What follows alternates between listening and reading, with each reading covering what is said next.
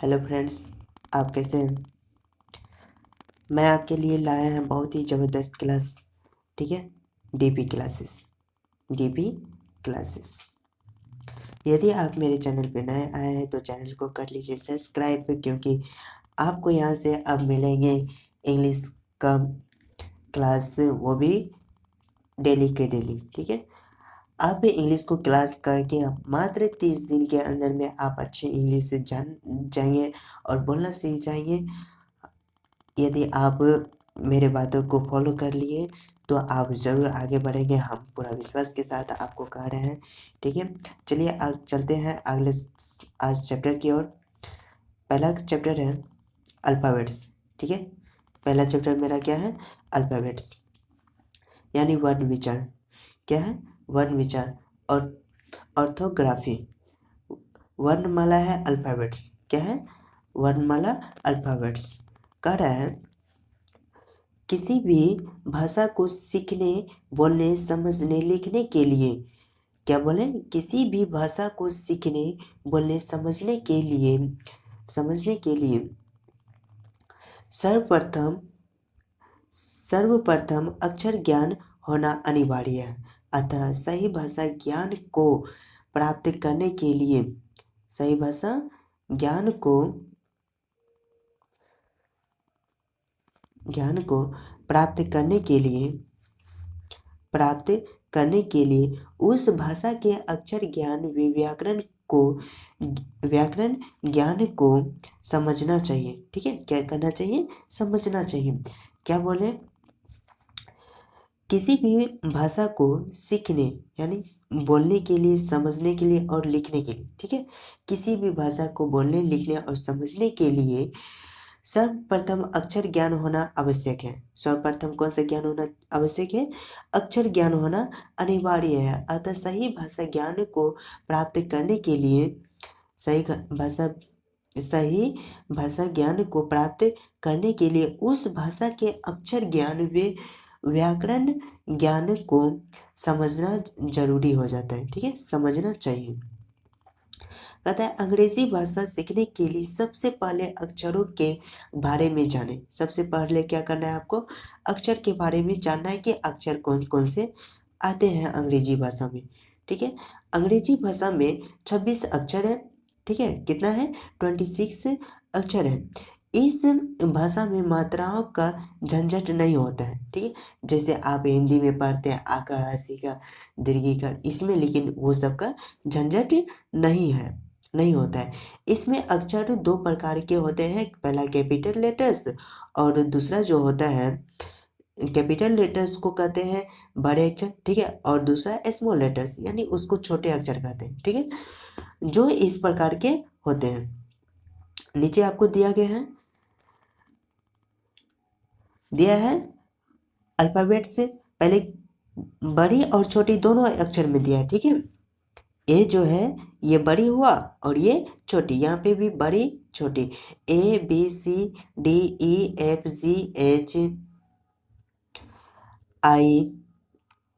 IJKLMNOPQRSTUVWXYZ। ठीक है, आपको पहले क्या करना है? इस अक्षर को ध्यान में रखना है। ठीक है, कौन सा बड़ा है और कौन सा छोटा लेटर्स है, कौन कैपिटल लेटर्स है और कौन स्मॉल लेटर्स है। ठीक है, हमेशा ये अक्षर को ध्यान में रखना है कि कैपिटल, जब भी कैपिटल लेटर्स कहेंगे तो कैपिटल शुरू होगा, जब स्मॉल कहेंगे तो स्मॉल से शुरू होगा। ठीक है, आपको पहले जो है कि आप क्लास करते होंगे बहुत सारे, यानी बचपन में भी आपको ABCD सिखाए गए होंगे, बड़े ABCD और छोटे ABCD, यानी कैपिटल लेटर्स और स्मॉल लेटर्स। आज हम आगे चलेंगे, उनके बारे में जानते हैं। कहता है छपाई करते समय अधिकतर छोटे या बड़े अक्षरों का प्रयोग होता है। यानी कोई चीज़ यदि हम लिखते हैं या फिर उसको छापते हैं तो उसमें जो है कि अधिकतर छपाई करते समय क्या होता है? अधिकतर छोटे और बड़े अक्षर का प्रयोग होता है।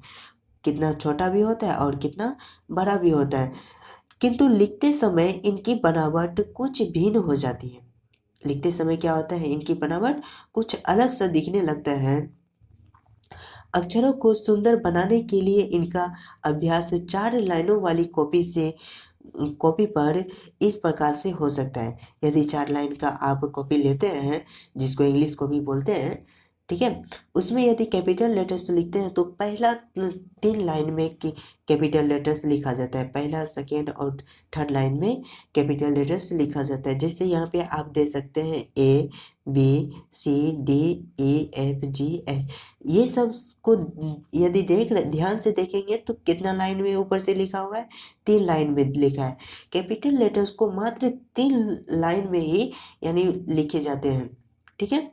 कैपिटल लेटर्स को कितने लाइन में लिखे जाते हैं, 3 लाइन में। वही अब आगे स्मॉल लेटर्स की बात करें तो स्मॉल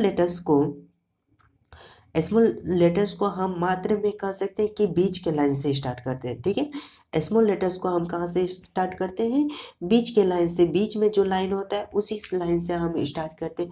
बट जिसका लाइन जो है कि ऊपर जाने का है तो ऊपर जाने देते हैं, और जिसका लाइन नीचे आएगा तो उसको नीचे आने देते हैं, ठीक है। इस तरीक़ा से स्मॉल लेटर्स लिखा जाता है। अब आगे हम चलते हैं उनके बनावट के बारे में, ठीक है। कहते हैं लिखने के छोटे अक्षरों को देखने से ज्ञात होता है कि ACEIMNOPORSUVWX कहता है बीच वाली 2 रेखाओं के बीच लिखे जाते हैं, ठीक है। कितने रेखाओं के बीच लिखे जाते हैं, बीच वाली रेखाओं के। जैसे यहाँ पे देख रहे हैं ACE, ठीक है, HMNO, ये सब जो है कि बीच का लाइन में लिखा जाता है। RST नहीं होगा, ठीक है, UVWX और Z, ये सब लाइन, ये सब जो वर्ड है, ये सब मात्र बीच का लाइन में ही लिखा जाता है। आगे देखते हैं, कहता है BDHKLT ऊपर वाली 3 रेखाओं के बीच लिखे जाते हैं। ऊपर के कितनी रेखाओं के बीच लिखे जाते हैं, जिससे कि आप यहाँ देख सकते हैं ऊपर के 3 रेखाओं में लिखे जाते हैं। कितने रेखाओं में लिखे जाते हैं, 3 रेखाओं में। ये सब कितना रेखा में है, 3 रेखा में, सॉरी, ये सब है 3 रेखाओं में, ऊपर से 3 रेखा में लिखे जाते हैं। आगे है GHPQYZ, ये नीचे वाली 3 रेखाओं के बीच लिखे जाते हैं। सिर्फ नीचे, यानी बीच से स्टार्ट करते हैं और नीचे लेके आते हैं। इस लेटर्स को हम कहाँ से स्टार्ट करते हैं, बीच से स्टार्ट करते हैं और नीचे लेकर के आते हैं। जैसे यहाँ पे दिया गया है GK